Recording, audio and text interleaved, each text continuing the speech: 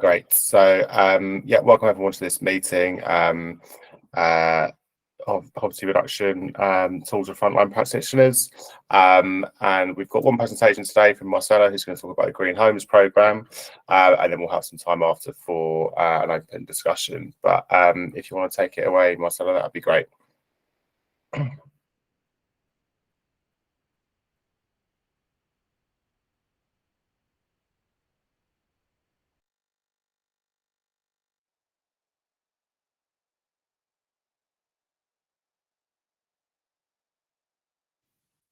You're on mute, by the way.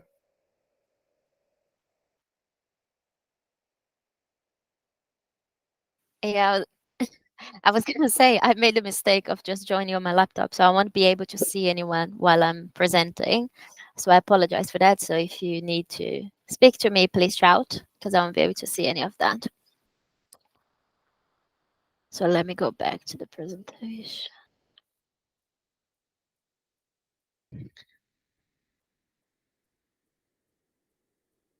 Okay, so hello, my name is Marcella. Colleagues and community partners might have known me before because I was in the resident participation team, developing quite a bit of work around cost of living response.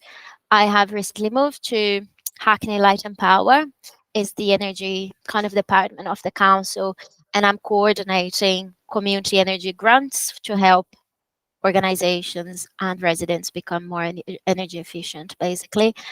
So very quickly introduction to the team. We are the energy arms of the council. We are installing solar panels on the roof of council-owned buildings. We're supporting mostly community groups at the moment and residents to invest in renewable technologies. And of course, this helps deliver on the climate action plan, but also it supports organizations and people to reduce the cost of their bills, become more resilient against energy prices. And there is a rollout program of electric charging points for cars. And there is quite a bit of work trying to generate more energy and heat within the borough. And a project that will come up soon will be that we will be doing a pilot on housing estates, installing solar panels on top of the housing estates, and then selling the electricity at lower than the commercial cost to residents on the estate. But I'll be focusing on the community grants, which is what I'm working on at the moment. And we have two main grants. One is for community organizations. It's called the Hackney Community Energy Fund, and it's for non-profit organizations, schools, churches based in Hackney that either own their building or have a long-term lease on the building. And there is quite a big amount of grants to help those organizations to become more energy efficient, their buildings. So there's solar panels, there's better boilers, there is insulation, there's different pieces of work that can be done. And the second round of this grant will be released next month. There will be details being shared with all our partners because we really want to encourage groups to apply. And I'll be focusing now on the Green Homes program. This is aimed at residents on low income and homeowners and private renters. Is not available to residents of our housing estates because there's different programs running on housing estates. So the idea is to increase the amount of energy that's being generated in the borough, reduce emissions by making buildings more energy efficient. It helps residents having better buildings because their buildings will be warmer, their bills will be reduced, they might generate electricity if it's decided that solar panels is the best approach for that residence. And there is a lot of health benefits in having warmer, better insulated homes. And we're working very hard to use local contractors and support local groups to become involved in the energy kind of rollout. So the grant program basically gives up to £10,000 for homeowners who occupy their building and who receive low income and who have an EPC low in their building to apply, and up to £5,000 for private rented households. It will reduce energy bills and CO2 emissions. That's the kind of aim of the program. It will provide better homes, reduce fuel poverty, and as I said, improve well-being. And this is just sorry, it's very worded. I'm new in the team, so I'm still like I need aid of of wording, but there was a report recently released by the Housing of Commons research brief that said that it costs the NHS 1.4 billion every year to treat illnesses coming from cold homes. Um, oops, and there is a lot of health benefits that can come from better insulated homes, from respiratory illnesses. Um, you have higher risk of heart disease, cardiac events if you are on a cold home. So we're really trying to promote this program as a health benefit rather than just something about carbon. We really want to make sure that we're supporting the residents that will benefit the most, who are struggling to pay their bills. Um, and that's why I came here today, to try and promote this program more widely. And we've completed phase 1 and 2 in the last 2 years. 57, I think, residents had measured installed in their homes. And these measures included roof, floor, cavity wall insulation, solar panels in some places, some solar batteries, LED lighting, new boilers. It says hearing controls, but it's meant to say heating controls, where you can kind of have a system to operate the temperature of different rooms at different times. Um, Everyone who applies has to have a low income under 31,000 per year, and we've tried to prioritize residents who are vulnerable. So for the last 2 rounds, 70% of households were on some kind of benefit. 13% had children in the household. 51% reported a disability, and um, there is data that shows from Citizen Advice that people who are coming for support in terms of energy bills, the majority have a disability. So we're really trying to try to prioritize the group in terms of promotion. This is a quick map of where the program has reached so far. So the green dots are people who have benefited from the program. And we can see already that in the south of the borough, there hasn't been a lot of uptake. So I'll be doing some work. And if you are an organization or a colleague who works directly in those areas, please reach out, because I would really like to come and try to promote the programs to the people you work with. And just quickly, I've been speaking to residents who have benefited from the program so far to try and understand how it's gone, because we work with contractors who actually deliver the work for us, and we need to understand if measures are working for people, not just delivering on carbon kind of reductions. And we are having quite good feedback from the people who have gone all the way to have the measures installed. There is a number of people who applied and they didn't qualify in terms of income, or because they wanted something very specific that their property could not take on. So not everyone who applied has had a measure installed, but we've been talking to people who did, and people have been talking about how before the measure they spent a very hard winter in their home that was very more full of moisture and wet and cold and damp, and they're really looking forward to this winter having a much better experience.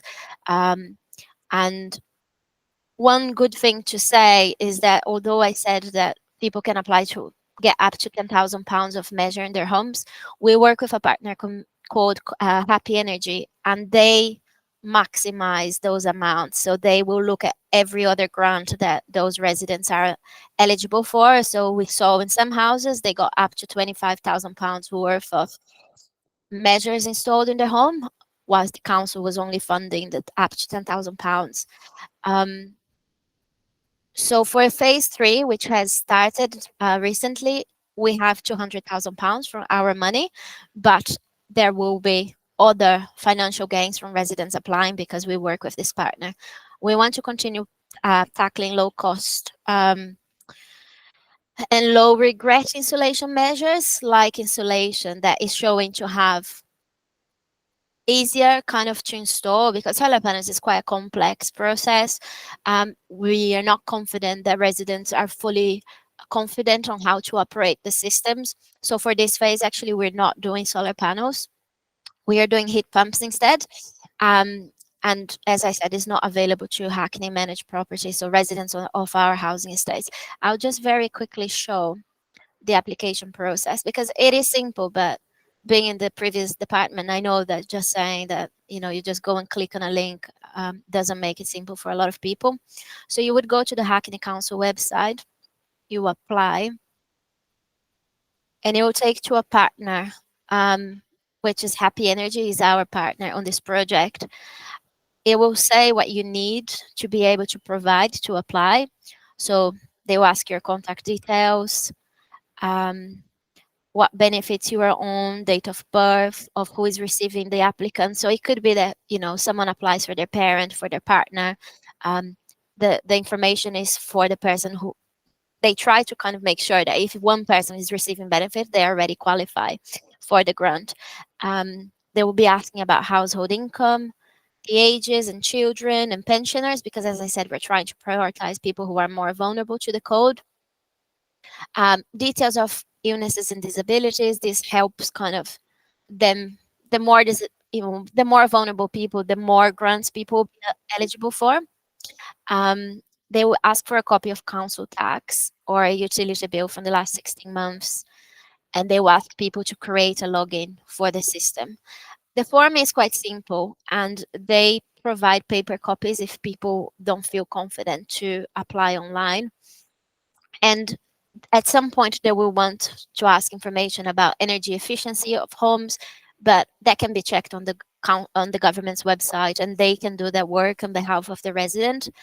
And I wanted to say as well, I'll stop sharing now, that I'm also happy to have residents contact me if they want to support applying, because I understand that just asking community groups to promote the grant, if that's going to mean community groups are having to do the work with the resident, is going to add more stress to groups. So I'm very happy to actually have my contact details shared with residents, and they can call me and schedule a time for me to meet with them and apply.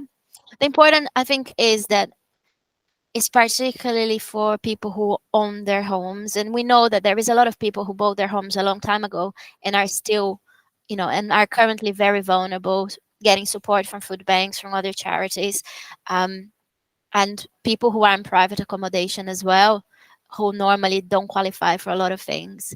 So yeah, I'll stop now. I hope it's clear enough what the grant scheme is about, and I'll be happy to answer any questions.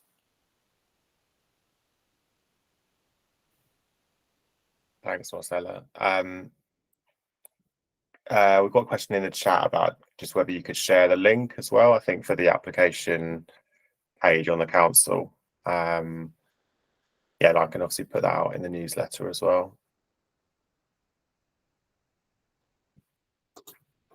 And does anyone else have any other questions to Marcella about the grant and the process, and the eligibility, or how you can sort of refer residents on to Marcella?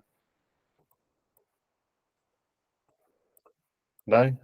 Okay. Hi, I wanted to know what, sorry, just. That's all right, go on. Yeah, so what's the referral process and how long does it take for the grant to be approved?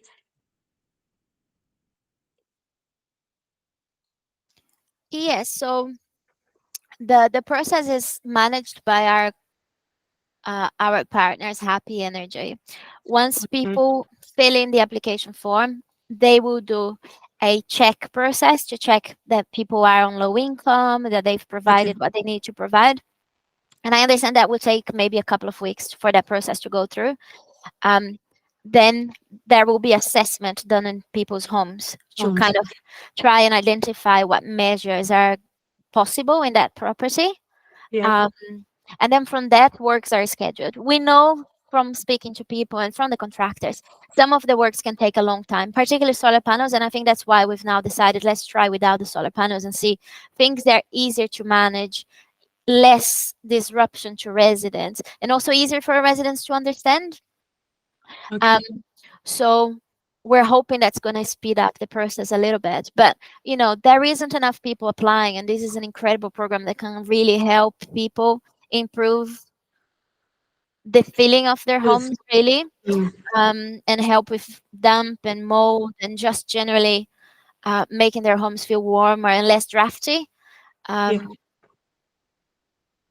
So I'm still trying to get feedback to understand, how the process is running from the resident side. It has been very positive with the people I have spoken to. Okay. Thank you for that. Can I just quickly clarify? Did you say it's available to people who are renting privately as well? It is. Yes. Okay. Thank you. I think the I'm question very is, sorry. sorry. I'm trying to put my hand up, but Yeah, it is up. It is up. Oh, it is up. Okay, sorry. Yeah, do you want to come in now, Councillor Charlton? Yeah, if there's no one before me, that would be good. I just wanted to ask, does the grant cover things like because when you have heat pumps, it's not just about putting in the heat pump, is it? You've got to expand your entire system, have larger radiators, you need to install insulation. Otherwise, you just end up with a not warm home. So I just wondered if you could just expand a bit on that. Thank you. It would cover everything. And I think it's like with the solar panels, not everyone will want to have this kind of technology in their homes, although the benefits in the long term would be good. We understand that for some people it's a big risk to have this kind of measures installed. But the idea is that if they're installing the heat pumps, yes, they would fund the whole program. And the government has specific schemes to try and roll out some of these new technologies into homes across the UK.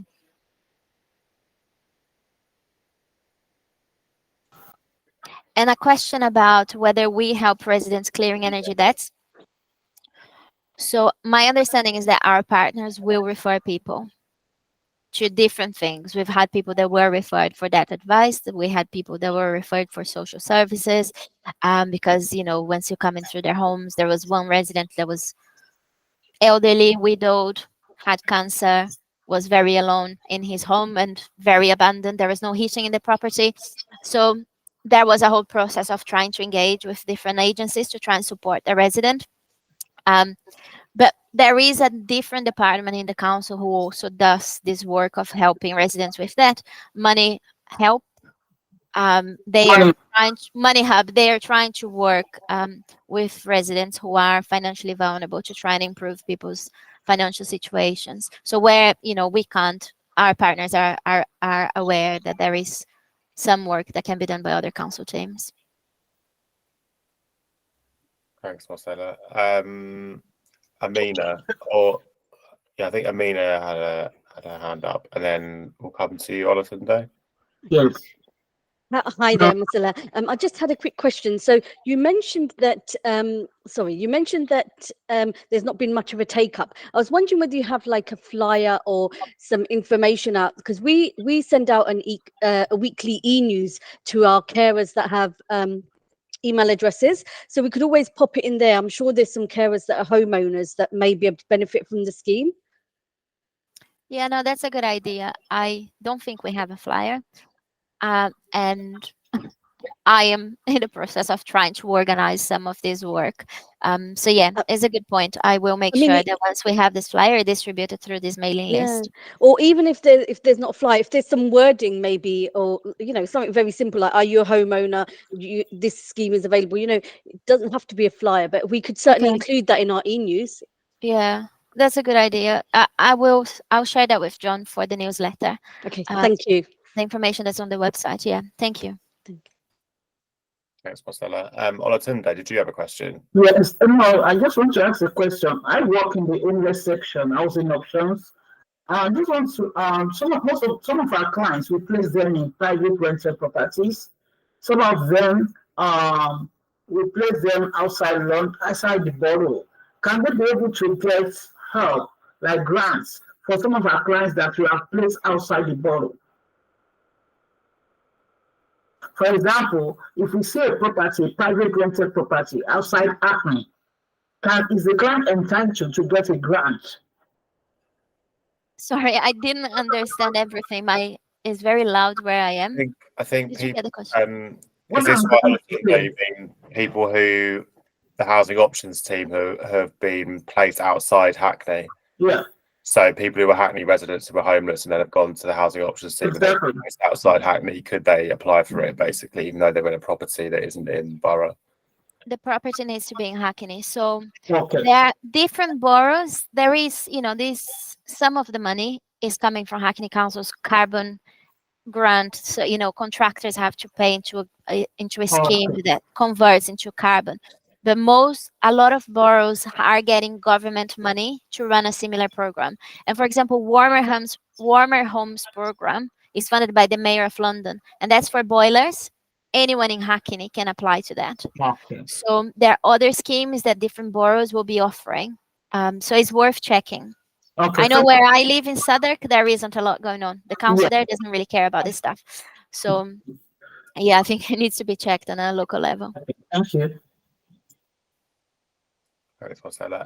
Councillor Charlton, your hand's still up, but I wasn't sure if that was from before or if you had another question. No, I did have another. I did have another question. Great. And thank you for coming back to me. My hand just doesn't seem to be electronic hand. Talk about technology is not working today.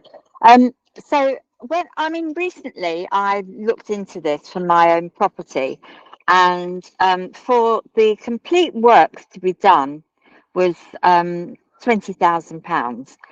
So that is not just not affordable for people on benefits. That's not affordable for people on quite a good income, let's say. So do you think that by limiting the scheme to people who are on benefits, you're actually limiting the use of the scheme? Is there any way, do you think, that you could, extend the scheme to cover properties that lose a lot of heat, which is older properties, and it's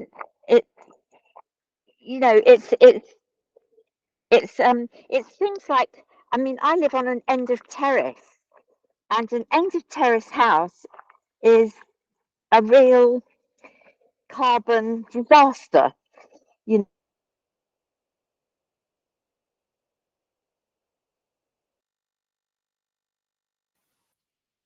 I cannot hear anymore. Is that just me? No, I lost the audio there. I'm sorry, I keep losing connection because I'm on the move. So yeah, but I finished my question. It's really about, can we extend the criteria to achieve the objective of reducing carbon emissions rather than having it based on individual people's circumstances?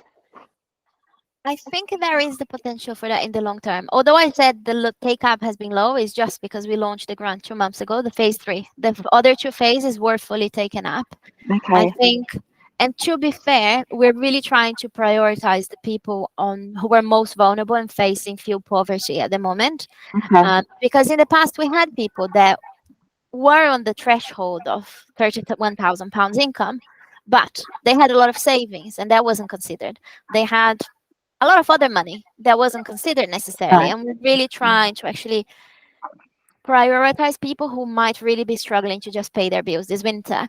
Now, I understand what you're saying, and there is a lot of different schemes. They're trying to reduce carbon across the borough, and there will have to be other schemes because the whole borough wants to be carbon neutral by 2050, and the council only controls 5% of those emissions. Yeah. Everything else is business and residents. So we will have to be supporting everyone else somehow. The Yeah. government as well will have to support everyone to be able to make that transition. Yeah. So I think the grant might be expanded. There were grants initially, a lot of these grants were for people who there was no limitation for income. And those are the people that knew enough about the technologies to go and apply. And then it has changed over time to try and prioritize people who really are struggling to pay their bills right now and who could really improve their health outcomes if their building was a bit more insulated. But not to say that, circumstances like yours or a lot of other people is not a valid point. It's just there isn't enough money right now. Yeah, I get that. Thank you very much. Thank you, Marcella.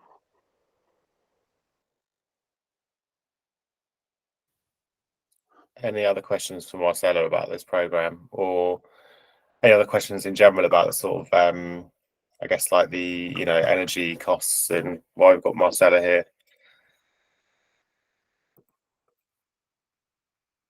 Nope. Okay. Well, thank you, Marcella. That was really, really No, I useful. hope it's useful. Yeah. Yeah, no, it was really clear, and it sounds like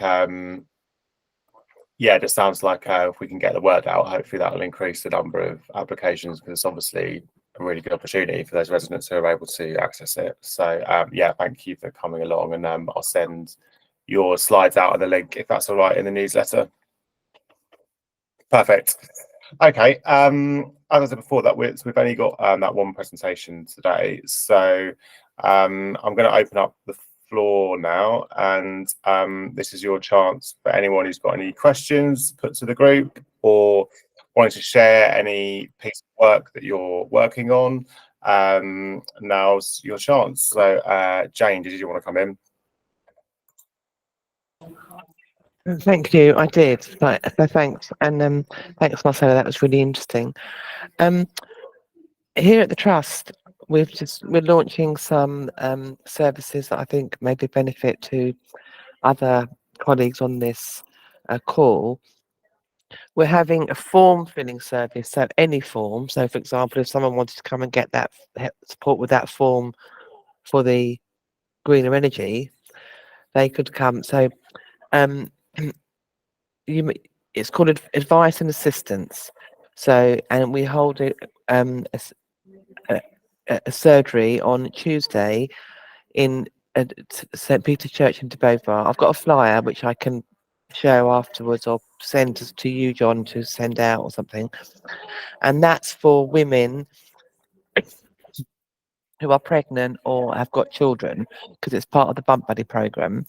And they just make an appointment and they come down, and there's childcare and there's resources for children to play, and then because we work alongside Hackney Play Bus, and then there's also like a soup and bread lunch that they can have, so they can get their form filled, don't have to, they can bring their children with them. And so I just want, if anyone would find that useful, because it's quite time consuming filling out forms for people and things like that. So we're very happy for people just to book in and come down. So then also another colleague in the trust does form filling service for sort of the general population, but mainly with long-term health conditions. But again, it's worth checking if that's available for them. So I want to promote that. And then the other thing is, here at the Shoreditch Trust, we have the Waterside Waterhouse restaurant, and they are doing a community table lunch every day now. So from 12 o'clock to 1:30, you can come in and have a pay as you feel meal. So if you've got no money that day, you don't have to pay anything, or you can pay £1, £2, or whatever. And it's a freshly cooked vegetarian meal in the restaurant every day. So if people, we're in N1. So I mean, that's obviously, if you're getting a bus to it, it's not so cheap. But if you're walking here, it is well worth knowing about. So I don't have a flyer for that, but John, I do have a flyer for the advice and assistance. Shall I send it to you? Yeah, that's perfect. Yeah, and I can send that out in Put it in the the newsletter or something. yeah, absolutely. That sounds really good. Yeah. Okay.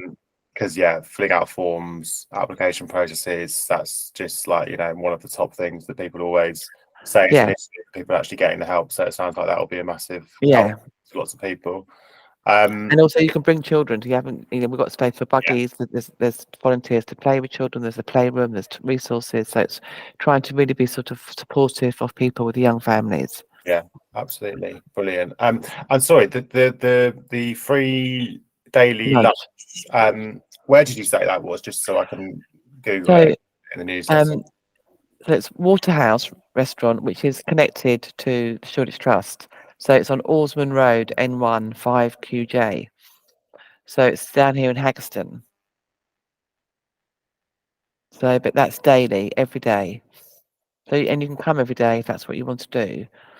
So, amazing. Yes, yeah. So that sort of thing. So, okay, thanks. And then just Marcella, just because I can see you here, and I've got the mic quickly. We run a stroke survivors project here, so I'm going to bring your information to my stroke survivors colleagues, because I think warmth with people who have limited movement and stuff is quite a big issue for us. So thank you very much. So that's me, and thanks, John. Thanks. Amazing, thanks, Jane. Hi, Jen. Hi, Jane. Thanks for that information. Just wanted to clarify: is it only open to women who are pregnant, or any other person can access this service of, helping with farms and stuff? Okay, thanks. Titaleo, That's right. Yeah. thank you. So I run on a women. I work at the Women and Children's Programme. So the Okay. Tuesdays in Dalston, Tuesday mornings, is for pregnant women or women with children. So Children. it's sort of, well, actually, I mean, a dad with children could come in, but a pregnant dad couldn't come. But so pregnant women and families. Okay. But the trust as a whole, because we Yeah. work with people with long-term conditions, or sort of elderly or are isolated, there's another member of staff, my colleague Seth, who's unfortunately just on leave. Okay. He also runs a similar service. Oh, program. Okay. So, but I think I'll give John my flyer, because mine's all signed off and everything to go, and I really don't mind if anyone queries, sends a nick, because the email address will be on the flyers when it would appear in the newsletter as and when John has it ready. So we're very happy for anyone to just send in a query saying, can you see this person? And we will if we can, and if we can't, we'll let you know. But Okay. yes. Thank you. Thanks for the question. Sorry, I was a bit unclear. Sorry. That's fine. Thank you. Thanks, Jane. Does anyone else have any questions for Jane, or anything else they wanted to share with the group? Maybe something that your organisation is working on that you wanted to promote, or sometimes people raise like individual cases of residents that they're working with that they're finding tricky, and put it to the group. I don't know if anyone's got any problems they want help with from anyone on the call. Yeah, I have a query. I don't know if anyone can help with this. I have a client who is living in a private accommodation, but she's complained about the state of the accommodation, and she's been trying to move out, but she's having financial difficulties. So I was wondering, does the council have anything in place to help her in moving and helping her with a deposit? She's claiming benefit. She's on universal credit and ESA. Yes, so I just wanted to know if there's something in place to help such a person. So she's living in a private accommodation and she's trying to move out. But yeah, financial constraints and the fact that the landlord is not being helpful according to the client. So she's not able to get a money, a deposit, until she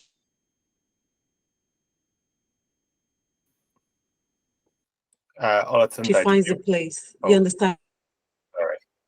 Sorry. Yeah, so I don't know.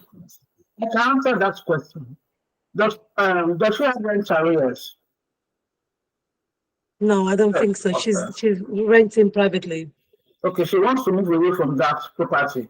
Is the property in a bad state? Is what? Is the property in a bad state, or she just wants? Yes, according to her, and she's got long COVID symptoms, issues, long COVID syndrome. So she's complained that the accommodation is not big enough.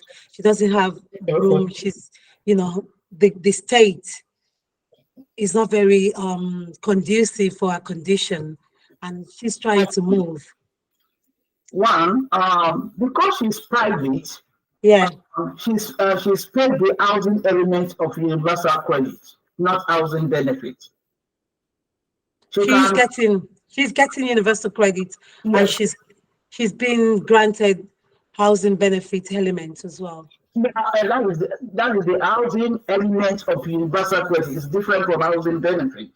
Housing benefit now is before anybody gets housing benefit. Since the emergence of universal credit, the DWP took over the housing benefit side of private rental properties. So it's called the housing element of universal credit. Okay.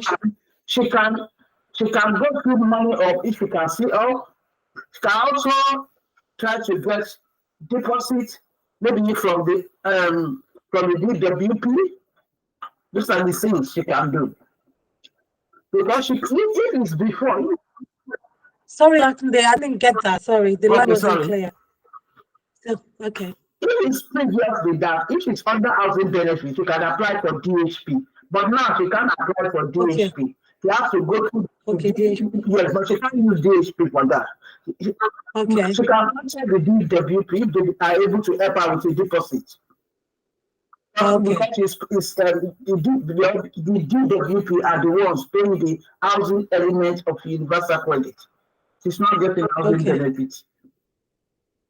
Okay. Yeah. So there isn't any department who deals with that within Hackney Council. We have money up and then send you an email. Okay then. Money up can do. I think money up can do, but I will send a message to money up if they can do that. Okay. Okay. Thank you. Okay. Rachel, did you want to come in? Yeah, I think there is a team in the council called the Housing Options Team that can give advice. I've put their details. There's a link to the website on the chart, so they can, I think, help with housing, like giving either loans or they can help pay for housing, to help pay deposits if it means somebody would be homeless if they don't. So have a look at that. Okay. That's where I work in that section.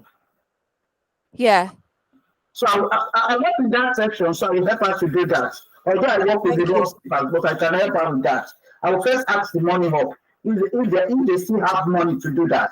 But if she's going to go through the housing options, they have to book an appointment for her.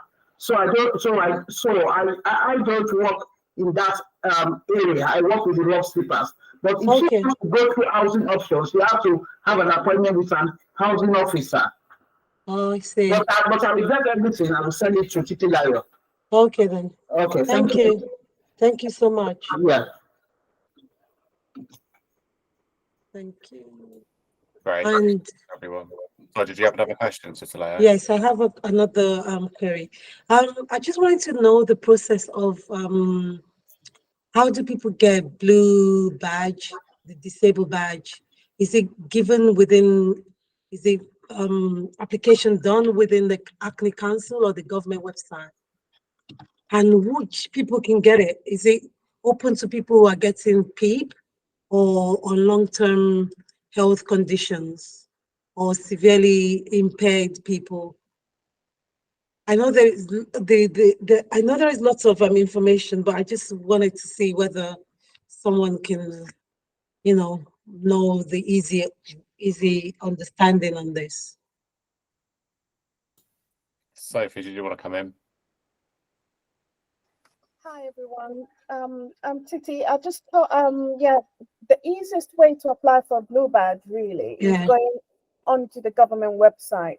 But before you do that, it's always best to look at to gather information about your client's disability or health conditions.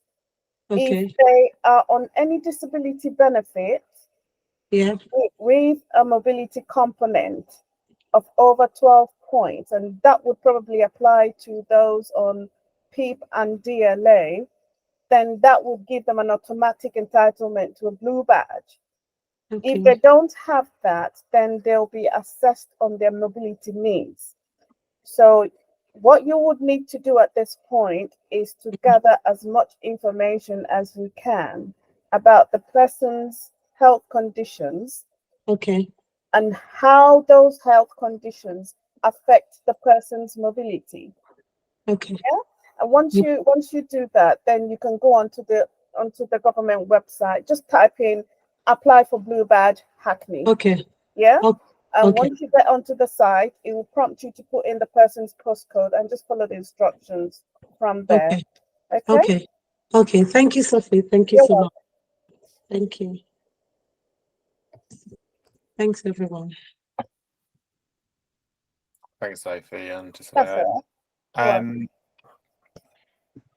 Anyone else have any questions or anything they wanted to raise while they've got the chance and everyone's here?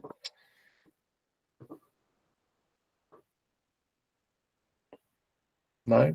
Okay. In that case, I think we will. Oh, Josie, did you want to come in?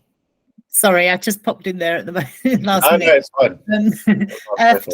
I was just wanted to say, I don't know if other people can access it, but on our Hackney notes yesterday, the email that comes around, there was a course on talking to people who you think might be suicidal, and it was really useful.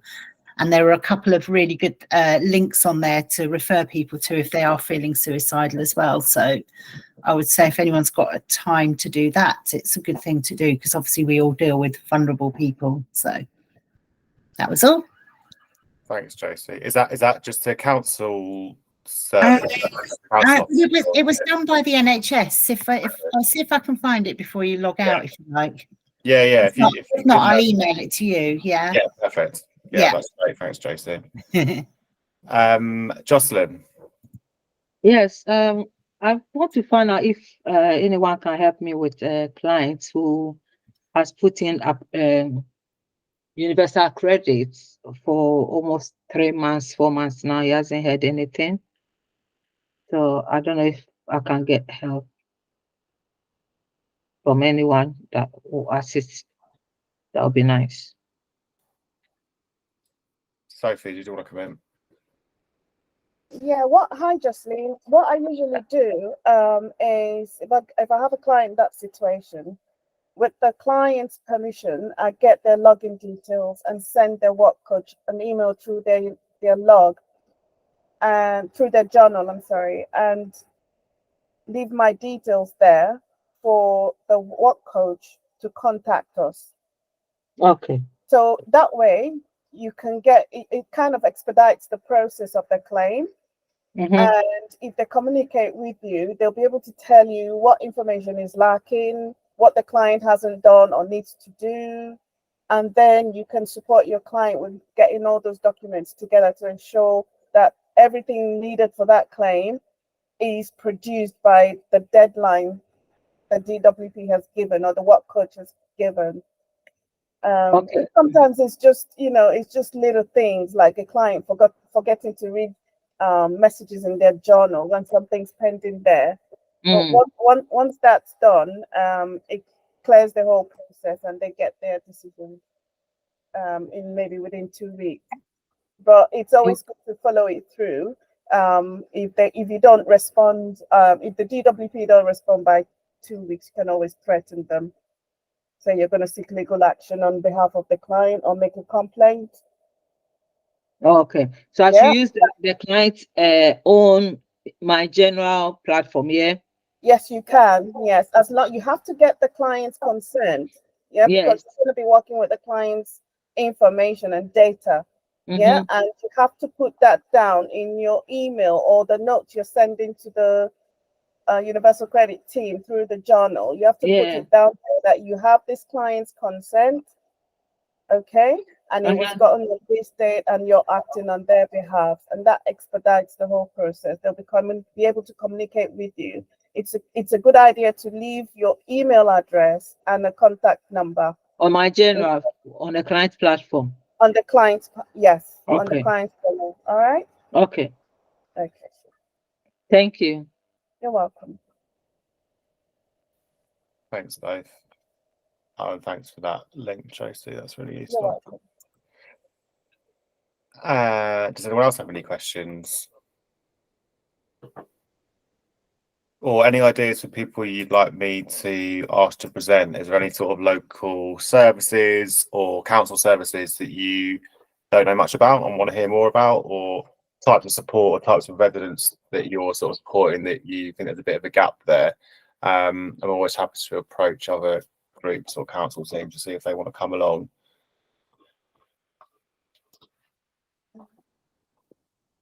Josie.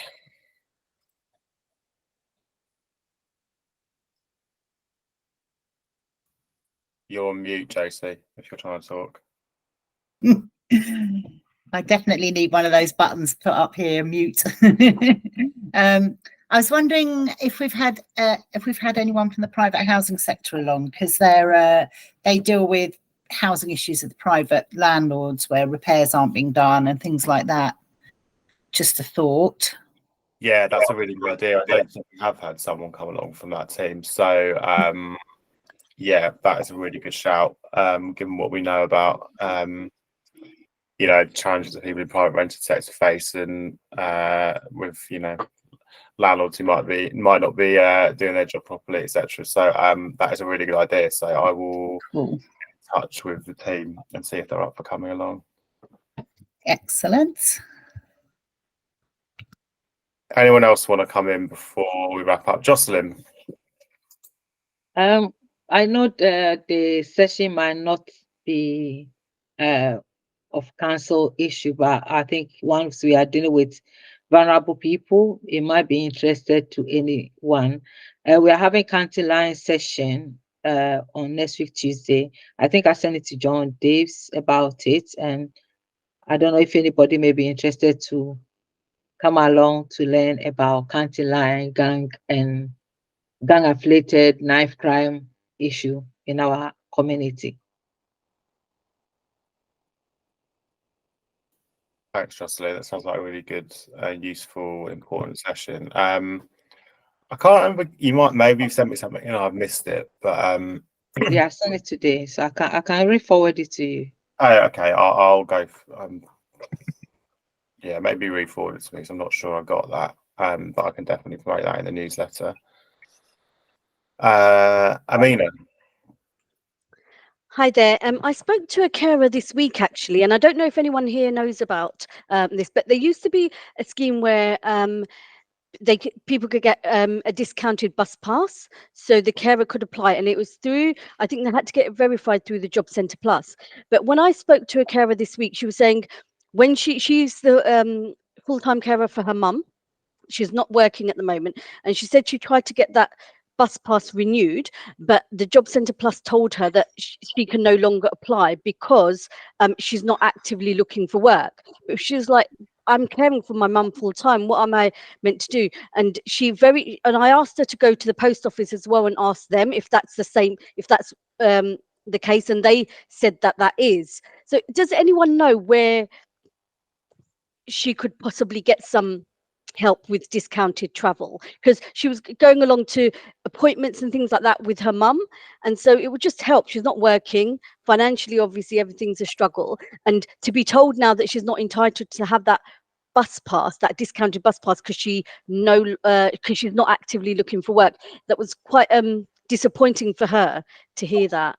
Does anyone know about anything? Sorry, I missed the beginning. Did you say if she's getting carers allowance? No, I don't think she is. But she's not working at the moment. Is that the reason? No, but that's fine. You don't have to be working to get carers allowance. In fact, you can't work above a certain number of hours to get it. Yeah, that's correct. It's not my speciality, but it sounds like it'd be worth looking into whether she can get carers allowance, because that's the money you're given to help care for someone. So that might be one option. Right. Okay. Thank you. That's all right. No worries. I don't know about the bit though. Sorry. Thanks both. Yeah, I'm not aware of discounted travel options. It's something that comes up a lot though.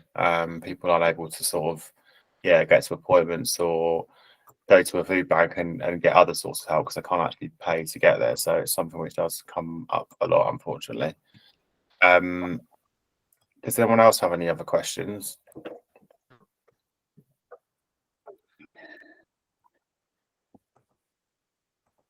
Sorry, just going back to that one. Is she on benefits herself then? Not as far as I'm aware. She just she called this week and she said she hasn't. I think she gave up work last year and she's been caring for her mum. I don't think she's really looked into benefits and what she's entitled to because she's just been so busy with her caring role. But I can contact her and find out more information in terms of like if she is receiving anything. Yeah, how I think it might be a good idea to get someone to do a full benefit check on her. So Yeah. the CAB or Age UK will do that. I've already referred it to one of my colleagues because care centres are revised and can help with the benefits check. So I've suggested that in the first instance. So hopefully something will come out of because that. it just sounds like maybe she needs benefits herself. Do you know what I mean? So cool. Yeah, exactly. Yeah. No worries. Thank you. Jonathan, did you want to come in? Hi, yeah. Amina, about that case as well. Does she live with her mother, or does the mother live with her? And is it just they live together? Yes, that's correct. She does have other siblings, but they don't live nearby. So she's a sole carer for her mum, and they live together. So she may be entitled to a council tax discount as well. So whether or not it's her mother who's liable or her, either way, there should be a disregard for a full-time carer. So she could have a look on, or you could have a look on the website, on the council tax discounts and exemptions page, and there'll be information on there as to the eligibility. Okay, brilliant. Thank you. No worries. Thanks, Jonathan. Does anyone else want to come in, or anyone else have a question?